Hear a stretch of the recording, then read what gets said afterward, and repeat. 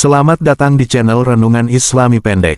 Kali ini kami sajikan kisah lucu dan bijak dari sang jenius, Abu Nawas, bersama istrinya. Kisah ini diambil langsung dari sumber aslinya, dengan dialog yang tidak diubah sedikitpun. Simak kisahnya hingga akhir. Kisah pertama berjudul Abu Nawas dan istri yang ingin makan daging. Abu Nawas berkata kepada istrinya, "Wahai istriku, hari ini aku tidak punya uang untuk membeli daging." Istri Abu Nawas menjawab, "Kalau begitu, pangganglah bayangan daging itu." Abu Nawas menyahut, "Baik, aku akan lakukan seperti yang kau katakan." Abu Nawas membuat api di tengah rumah, meletakkan sebatang kayu panjang di atasnya, lalu berdiri di depan api sambil memutar-mutar tubuhnya. Istri Abu Nawas bertanya, "Apa yang kau lakukan itu?" Abu Nawas menjawab, "Aku sedang memanggang bayangan daging." Istri Abu Nawas kembali berkata, "Tapi itu tubuhmu yang sedang dipanggang." Abu Nawas menjawab, "Ya, karena dagingku sendiri lebih dekat daripada daging orang lain." Istri terdiam, lalu tertawa. Kisah kedua berjudul Abu Nawas dan daging yang dicuri. Abu Nawas berkata kepada istrinya, "Wahai istriku, aku telah membeli sepotong daging. Simpanlah baik-baik di dalam panci, nanti kita makan bersama." Istri Abu Nawas menjawab, "Baik, aku akan jaga dengan baik." Beberapa saat kemudian, Abu Nawas pulang dan mencium bau daging. Ia lalu bertanya, "Apakah daging itu sudah dimasak?" Istri Abu Nawas menjawab, "Tidak, belum." Abu Nawas bertanya lagi, "Lalu mengapa baunya harum sekali?" Istri Abu Nawas menjawab, "Mungkin karena pancinya masih bersih."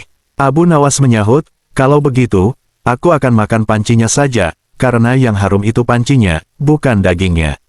Istri tertawa terbahak-bahak. Kisah ketiga berjudul Abu Nawas dan janji makan daging besok. Istri Abu Nawas berkata, "Setiap hari aku hanya makan roti kering.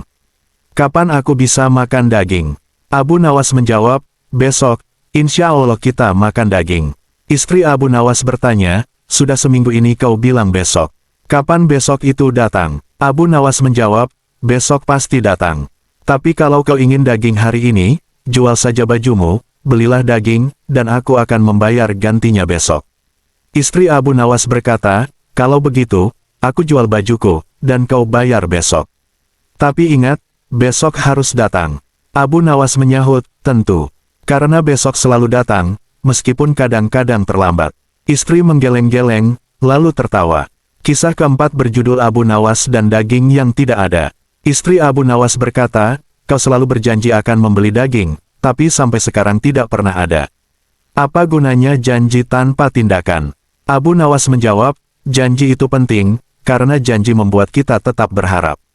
Kalau tidak ada janji, kau tidak akan berharap makan daging, dan hidupmu jadi lebih sedih." Istri Abu Nawas berkata, "Tapi aku ingin makan daging yang nyata, bukan harapan." Abu Nawas menjawab, "Kalau begitu, mari kita makan harapan saja. Karena harapan itu gratis, dan tidak perlu dimasak." Istri memukul bantal sambil tertawa. Kisah kelima berjudul Abu Nawas dan pesta bayangan. Abu Nawas berkata, "Wahai istriku, malam ini kita akan mengadakan pesta besar." Istri Abu Nawas bertanya, "Pesta? Dengan apa? Kita tidak punya apa-apa."